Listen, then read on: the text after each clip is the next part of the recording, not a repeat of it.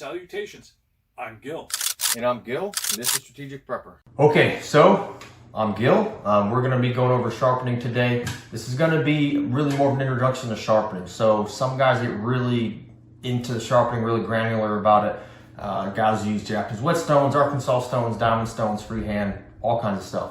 This is just an introduction to give you a working knowledge enough to make sure all your blades are sharp, right? So again, we could go really in depth into this, but this is just going to be kind of basics. We're going to go over two different systems. We both use these systems in Strategic Prepper. One Gil uses one, the other Gil uses the other. That's both of us. So we're going to go over that. We're going to change views. You're going to see my hands doing the sharpening. And then if you stay to the end, at the end I'll have a little sharpening pro tip about how we determine what edge geometry and what kind of grit and whatnot that we're going to be using. Some of you guys, hopefully most of you guys, have watched the kind of the knife primer introduction knives that we had put out a while back. So this is going to be an introduction to knife sharpening. This is really just the basics, just the fundamentals. Now this will be enough to really carry you pretty much as deep as you want to go into the knife roll. Some guys get really into freehand sharpening and the different types of stones, and there's Arkansas stones and Japanese whetstones and diamond. If you want to get in that deep, you certainly can, but you don't need to. So let's start off with some basics. The whole point of sharpening, you got a knife. So there's different edge geometries on the knife, right? So what you're looking at on your edge, you got your different grinds, of course, and then that grind right there, there's different styles. So you might have a concave, convex, but the important thing is that you get a nice symmetrical edge and it comes to a nice point. Okay, so the finer and smoother that point, the sharper your knife, generally, okay? So what happens is as you use your knife, that edge right there, that point, instead of getting nice and sharp, gets dull and it kind of starts rounding, and then your knife starts pulling and tearing. Different steels are going to react differently, but again, this is really just an introduction. So the whole point is to make sure that you're getting those two edges, like I said, to that nice point. There's a couple different ways of doing it. Generally speaking, you start off by sharpening to take away the most material of the knife. That's going to be the most of your work. If you maintain your knife, once you get to basically where that knife needs to be and it dulls just a little bit, you're really just honing the knife after that point. So as long as you don't let it get too dull, you're not technically resharpening, you're just honing it. Because if you start looking under a microscope, what happens is those little pieces of metal, sometimes they start to fold over, depending on the type of steel. So a lot of times you'll see guys with, like, say, a ceramic stone.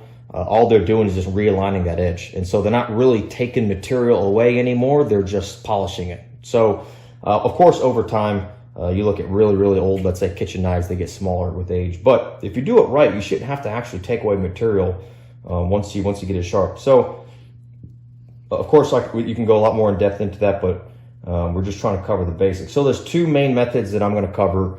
And I'll tell you which one I prefer. But here at Strategic Prepper, we do use both. So let me start off with some of the simpler ones. A method that you guys are probably all familiar with. You'll probably see these, some variation of this. So a sharpener with these carbide bits at an angle and then ceramic bits at an angle. Okay, so. Okay, bring it in zoom if you could. Oh, okay. Right here, to the camera. Closer. Okay. All right. So now you guys can see this? All right. Excellent. Okay. Right. There you go. We're going to leave all that discussion on. So you see how these are set at an angle. And like I said, the big part of sharpening is the angle's got to be consistent. When you sharpen, you have to, that abrasive surface that's going to polish the metal or take away material, depending on what stage you're in, has got to be consistent. And so this is why these two methods are pretty popular. If you're gonna try to do freehand sharpening, that's the biggest hurdle. You got to make sure it's consistent. So I'd recommend at least starting with this. That way you can guarantee that your knives are gonna be sharp, and then you take a cheap knife to do that. But so you see how these are at the same angle. Ooh, there we go. So what you're gonna do is you're gonna draw the knife through these two sides, and let me show you how we're gonna do that. If you flip it over, you'll see one is labeled fine and one is labeled coarse. Yep. So the coarse one, it's that carbide bit. So that is going to actually take away, that's going to grind metal off if you use too much force. And that's a big thing with either one of these sharpening systems. Let the tool do the work. Do not use an incredible amount of pressure especially with this method, because you will damage your blade. If you really pull on it, you'll hear that grinding noise and then your edge will get all rough. That's not what this is for. And so and this is actually it's decently sharp. So can they see this? Nice. Yep. Okay. Yep. So with this kind of sharpener, and here's the thing too, is for me, once I find an angle or a sharpener I like, I stick with that for that particular blade, because like I said, it's all about consistency in the angle. So this knife has been used, this sharpener has been used with this knife in the past, so that's why I'm using this knife and sharpener combo. So with the coarse, let's say I use this a lot, it gets really dull. I'm gonna hit it with the coarse first. So you're just drawing it through. And so as you draw it through, you guys see how it, there you go. Yep. The bit contacts both sides of that, right? It comes to a point. Once you get it to that point, any more pressure, you're not actually doing any more work, you're just harming the blade. So what I'm gonna do is you're just drawing the knife through. And you wanna make sure that you're not applying lateral pressure either way. It's nice and straight down the middle. And I'm not putting really any pressure on it. You're also being perpendicular to the sharpener setup too. Yep, and it's kind of hard. So if I were to do this without trying to show you guys in the camera, it would look something like this, right? And of course you could hold it like this, but the goal is to be even and consistent. I'm not pushing into the blade. I'm maintaining enough pressure to where it has constant contact, but that's about it. If I start really grinding, that carbide is much harder than this steel. You'll start chewing up your blade. So you start doing that. And this blade actually probably doesn't really need too much. So that's, like I said, that if you dull it enough, you're gonna lose that geometry to the point where you gotta actually take that steel, reshape the metal, right? So once you get to that point, and there's a few things you could do to test the edge geometry. Me, you can see I'm running my finger over it. If you're new, I'd recommend not doing that, okay? A lot of people cut themselves. Of course, you could use, everyone likes the paper. That's fine. Another easy method is just take your fingernail, let the weight of the blade, so don't put any pressure on it. You're just using the weight of the blade and you move the knife forward, okay? If the knife slips, it's not sharp. The knife should bite your fingernail like immediately, okay? And so you could do this all throughout the blade, and you can see right here it's actually pretty sharp. Now what I'll do, because I've done it enough and I'm not running my finger along up and down the edge, I'm running it kind of like a razor blade. Perpendicular? Yeah, perpendicular to the knife. So when you do it enough, and I'm not using any pressure, I'm just letting it glide over the knife. And then I can tell the condition of the edge by gauging how much it bites my skin. Now, if I have a lot of knives to sharpen, I'll do that a little bit, but I'll go back to using the fingernail, because I'll do that, and then after I wash my hands or take a shower, my skin will just be little micro cuts everywhere. So you start with the coarse if you need to. If your blade's in good condition, let's say, and you've been maintaining it, let's say you just sharpened it, you used it, you're just trying to touch up the edge, that's where these ceramic stones come into play, right? So at that point, you're just trying to polish the edge and bring those little, if you can think of them like fibers, let's say, you're just trying to realign them. So I would do the same thing. I'm just drawing them through. Not an incredible amount of pressure, just enough to make sure that the blade is contacting the ceramic. Depending on the steel you have, the amount of time it'll take to do this will be different. So your harder steels, some of your super steels that people like to pay a lot of money for, will take longer. Between these two knives, that blue knife would probably take a little longer. It's not a super steel or anything, but it is a little harder. So I think this is 428C, I believe. I can't remember if Kershaw uses 420. I know they have different versions of this knife that uses like S35, but I think it's 428C, which can be a pretty good steel depending on who makes it. Kershaw and Buck are pretty good at it. But you basically just run it through after a few passes, and you see how I like to run so you notice how I ran my finger over the edge, and you see some of that black stuff. So like I said, you're polishing and or removing material from the steel. So you could develop a burr on some of these knives. A little less so with that method, more on the method I'm about to show you. So what I do like to do is I will strop it, kind of. Some of you knife guys will say what I'm not doing is really stropping, but you'll see what I'm saying. So to really strop it, you would take leather with rubbing compound and basically do the same thing. That really fine leather just removes a little bit of that burr. And so when you sharpen, like a freehand sharpener, for example, you can start feeling the burr on one end. So some of you guys, if you're sharpening and you're feeling your blade and it should be sharp, but when you cut paper, it catches, a lot of times you have that burr. So what I'll do just to make sure that that burr is gone, I'll just take a bit of cardboard and I'll just run it across the blade.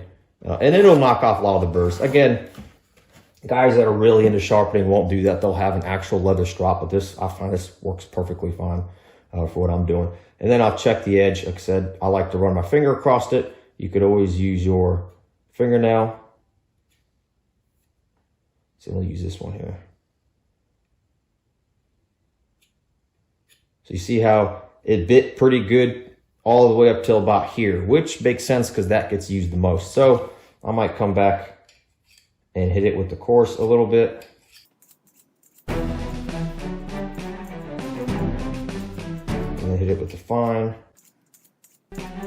Now hit it with the coarse again just to make sure I got the geometry back to where it needs to be. Because like I said, once it's there, the touch-ups can be done with just your fine, just your ceramic rods.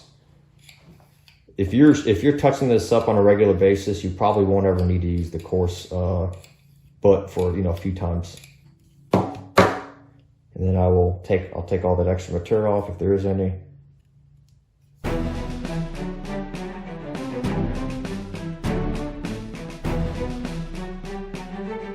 we go. So caught there. It's catching better there. They're really, the last part of the tip is actually kind of difficult to get really sharp. Yeah, so that's a good working edge. And so that's how you would use something like that. The benefit of these is they're small and compact, and you could have one in a bag or something where you could always have the sharpener. You could just break it out in the field. Let's say you have a Mora knife, for example, you're using, and you just need to touch it up. Something like this would be pretty good. So not a bad option. So let me show you guys what I prefer to use on my personal knife. This one's going to take some more time, but you're going to be able to get a much better edge out of it. So, and this knife steel is a little harder than that. This is S35 VN steel. So for some of you guys that know, it's going to take a little bit more to sharpen. But yeah, I've been using this one a lot. So it's sharp enough to cut, but it's not like razor sharp anymore. You can see I can rub my finger along the edge. So it'll still, a little bit. All right. So this system, this is a Lansky sharpening system. So basically the whole point of this is you clamp it to your blade and you have these guides that'll keep your stones at a consistent angle. And so you're rubbing with your stones just like you would on a freehand sharpener, but this guide keeps at a consistent edge. There are limitations to it, especially on blade size, but for a lot of what I'm doing, it works fine. So one of the things you've got to make sure when you're using this is that when you put this on a blade, it's consistent. So you can imagine if I clamp this down at different angles every time, then that's going to change this angle. So this has to be consistent, right? So if this is at a larger or smaller angle, it's going to change the angle of my blade. So me, I'll just check it visually to make sure that it's an even gap. As long as it's an even gap, I found that I'm pretty good. So this one, it says 17, 20, 25, and 30 degree angles. That's not completely accurate, but like I said, the key is consistency, right? So even let's say my 25 degree angle, if it's technically 22, doesn't really matter as long as it's the same every time. I will use a finer edge just a little bit on my everyday carry knives versus let's say my camp knives, because I know I'm going to use and abuse those more. I put a wider angle on them, okay? So that to help it last a little longer. Your 17 degree angles, you'll see something like that, like on a kitchen knife. I wouldn't use that for everyday carry because it'll be easier to chip your blade. But something, let's say like a kitchen knife to where you really need that razor sharp profile and you know you're not going to be cutting anything hard, that's what I'd use something like that for. So I like the 25s. So with something like this, I have my oil that I'll use. And this one, let's see. Let me start with, so I have my fine stone. This is a 600 grit stone. I will finish up with my 1000 grit ceramic. I have a 2000 grit sapphire stone, but I don't really use it because I found, at least for me, once I get to 1000, I'm pretty happy. And it goes all the way down to a 70 grit extra coarse. I've only used this once or twice when I have to completely change the angle of a blade. So generally speaking, let's see if I can find my medium grit. So these are medium 280 grit. Yeah, if it's been a while since I've sharpened my stone, I'll use one of these. But for this, I should be fine with the fine grit stone, 600 grit, and then finishing up with my 1000 grit ultra fine. Like I said, it just depends. And I can kind of get a feel for that once I start sharpening. I know roughly how long it takes to get the effect I want. So if I start sharpening and I'm not getting it, then I'll just switch to higher grit. So with this, I've got the oil. You want to oil your stones. You want the oil to basically create a slurry. It'll any of those metal shavings, any of the little pieces of metal that it picks up, you want it suspended in that oil, and it'll help it slide a little bit easier. So as I'm going base to tip or tip to base, I'll go both ways. Some guys like to go only one way, but I will move the stone up and down as I do that. The whole point is to use the whole stone. Otherwise, if you just use, let's say, the middle, you're going to end up having a stone with a valley in it. So those guys that like to freehand sharpen with their wet stones, they also periodically, depending on how they use them, have to actually plane the stones and make them nice and flat. If I create an angle in the stone, that's going to create another angle on my blade, and I'm not going to get the edge I want. So I'll just start here, and I'll go through. One thing you do want to avoid is letting it roll off the edge like you just saw me do, because it'll roll the edge a little bit. It'll detract from your ability to get a nice point. If it happens a few times, it won't ruin the edge or anything, but if you do it consistently, you're going to notice that the edge gets rolled. So I'll start there, and then I'll just change it up. Let me move my oil. I used to count how many strokes I did per side. I don't do that anymore. I'll just do it roughly the same amount of time.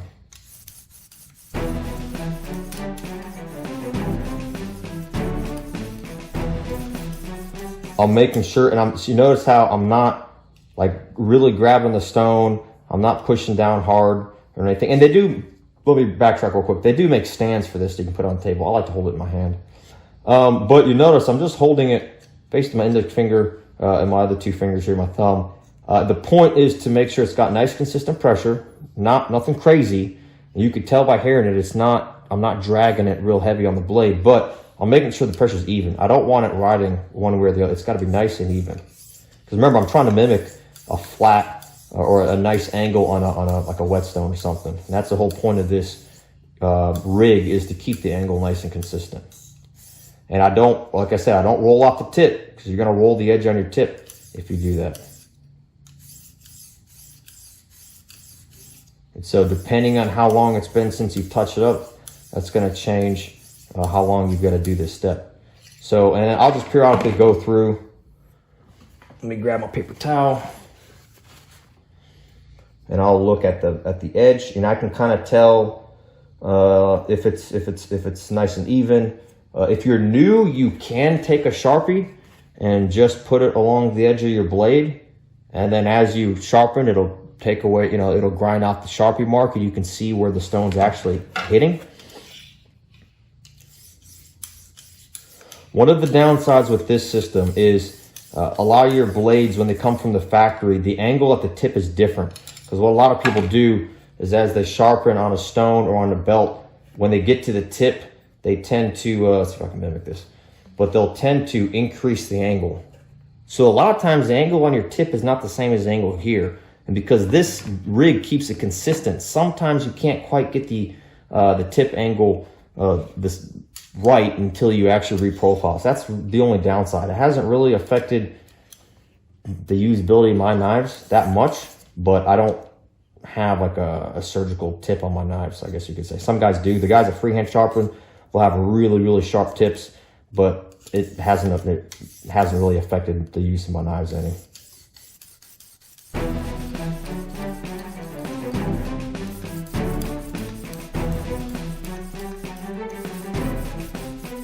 So you can get these rigs for 30, 40 bucks at your sporting goods store. And they do have different versions. So this is just a natural stone. You can get diamond stones too. So if you do end up spending more on a higher end blade that's got a harder steel like M390 or something like that, the diamond ones are going to help you out a little bit more. But I've had this one here, this kit for, I don't know, forever. Now the limitation, I'd say, I can sharpen most of my larger knives. I cannot sharpen like my 10-inch Kershaw Camp 10. I can't sharpen that. That's too big. If you got a K-bar, you could sharpen that probably. You might have to readjust the blade a couple times, or the jig. And so when I switch sides, I'll put on more oil. You'll be able to feel too, when you start running out of oil, you can feel it. It'll just feel different. It'll drag more. It'll sound different too. And I'll just do the same thing. Make sure you're on the same hole.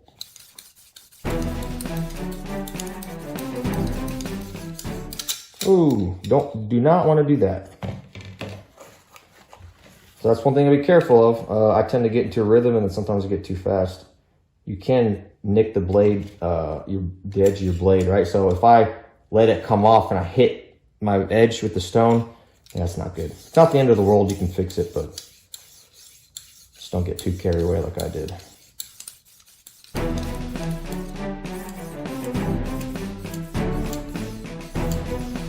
And so with this rig, I can get it sharp enough to shave with and all that kind of stuff. And if I really wanted to spend time with the 1000 and 2000 grit, and you can get a leather strap for this kit, you could get it absolute mirror polish if you wanted to. For me, I haven't really noticed a performance increase once I get to that 1000 grit ceramic. That's why I stopped there, because I haven't noticed any big difference. This process is going to take longer too than the other sharpener. You're going to have to dedicate more time, but you're going to get a higher quality edge out of it. All right, so moving on to my ceramic. This is kind of the finishing step. Here I can really tell the difference when my stone gets too dry. It won't glide the same way. And so with this process, you do build up burrs on the other side. So if you want that razor sharp edge, you got to learn how to remove the burrs. And then I will periodically wipe the blade off. You can see that's all that dark stuff is blade material. It's getting polished up. So let me ask you, I see that you touch the blade and you are extremely experienced with the blade. What about somebody who is new to sharpening? I know you don't want to recommend that person be using their finger or their fingernails. What else could they be doing to verify until they you could try to cut paper. Take a really thin sheet. The thinner the paper, the flimsier the paper, the harder it is to cut through, so the more the test it is. But you could take paper and try to do, there's a few different type of cuts you could do. You could just try to do a straight push. Then you could try to do a draw through cut. If it's really sharp, you'll just be able to do a straight push. But when you do that draw through as well, you could tell if there's any nicks on the blade. That's a good way of doing it. I think the fingernail method is relatively safe. You're just using the pressure of the blade. But I could see somebody who's really inexperienced with knives in general, not just sharpening, maybe pushing too hard on the knife on an extremely sharp blade. Yeah, I would use paper. Trying to think of what else you could cut that would be a good test. Cardboard is not good to cut. I mean, you could tell if your knife is sharp, but cardboard dulls out blades fairly quickly. That fibrous material is pretty hard on your blades. Yeah, paper's pretty good. That's probably what I started out using now, think about it, is paper. Advertisements are good because they're a thinner, glossier paper. Copier paper's stiffer, so it's actually kind of easier to cut through. If you have like a receipts are good because they're really thin. Especially if they charged you too much. Yeah, just slice it up. Is that what you call a price cut? Plastic. So if you got like a plastic bag of some, not like a grocery bag, but trying to think, maybe Like used in packaging? Yeah, I'm thinking like when I was doing the landscaping on the house with the rock bags, I used my Morknife to cut through that. Maybe packaging, like food packaging plastic, like when you get your ground beef, that thin plastic wrap. Those aren't bad either. Because if you have a dull blade, it'll start grabbing at the plastic instead of slicing it up, you can tell. But yeah, paper is a good surefire way to tell. And so I'm feeling for the burrs. And so once you get your blade to that point on this, there's a couple things I'll do to get the burrs off. So you notice how I use that hole. I'll go one angle higher, and I won't put any pressure. I'll just barely glide it over the edge, and I'll draw away from the blade like twice. And that is to just knock off any burrs that might have formed. I'll do the same on this side, because that'll be, some of you guys that are newer to it, you'll get your knife pretty sharp. You'll know it's sharp and it just is not cutting. It's catching on stuff. A lot of times that's the burr. So I'll do that. Hold on, and then I will do the same thing on the cardboard, just to knock off the rest of those burrs. Again, some people use strops or the superior way, I guess you could say, but this works just fine. How about on this unit? Is that what you would use? No, so that's this, you could use this diamond portion here because it's decently abrasive, but it's not too abrasive. A lot of times this stuff is for serrations, to sharpen up your serrations on a knife. Yeah, I wouldn't use that. Now I'm thinking about it, just because it's a little more abrasive. I don't know. I've never used this, so I'm not really sure. I wouldn't do it just because I'm not sure, because it's a little abrasive. You could use a coffee mug. You could turn a coffee mug upside down, or you could use the smooth side. You could use, that's ceramic, right? That's real smooth ceramic. You could use a coffee mug. Shoot, you could try it out and see, but I'll use ceramic, or I'll use cardboard. Yeah, so not bad, right? You see it'll shave, so not too bad. But that's pretty much that in a nutshell. Like I said, you could try that at home if you're not experienced with knives. Yeah. But those are the two, I guess that we use here. Like I said, I prefer this method here, but that first method I showed you can definitely be used as well. But we just wanted to go through, just do kind of introduction to sharpening. Like I said, people really get into this kind of stuff. But you know, everyone's got to have a basic understanding of sharpening. You got to have a basic understanding of knives, and a dull knife is a dangerous knife. You end up pulling harder, putting more pressure, you're going to cut yourself. So you do want to keep your knife sharp. And so that's what we covered today. Be sure to check out our Patreon channel. So our Patreon channel, we're going to be able to go more in depth into some topics. We're going to start putting material on that Patreon channel that you're not going to see fully on the YouTube channel. And so the Patreon allows us to go more in depth. It allows us to be a little more personal. And then also we have a website, strategic-prepper.com. So the link should be in the description. But with that, at the bottom, we have an email list that you can sign up for. So we've got two PDF files. We got one for the hurricane preparedness checklist, and then the second one for the hazard assessment, so a risk assessment. So with that, if you watch our first few videos, that risk assessment is the foundation for preparedness. You have to do that properly to have a really well-rounded system for preparedness. So if you put in your email, you can request those. We'll send you those PDFs for free. And if you watch those videos, it'll really help you.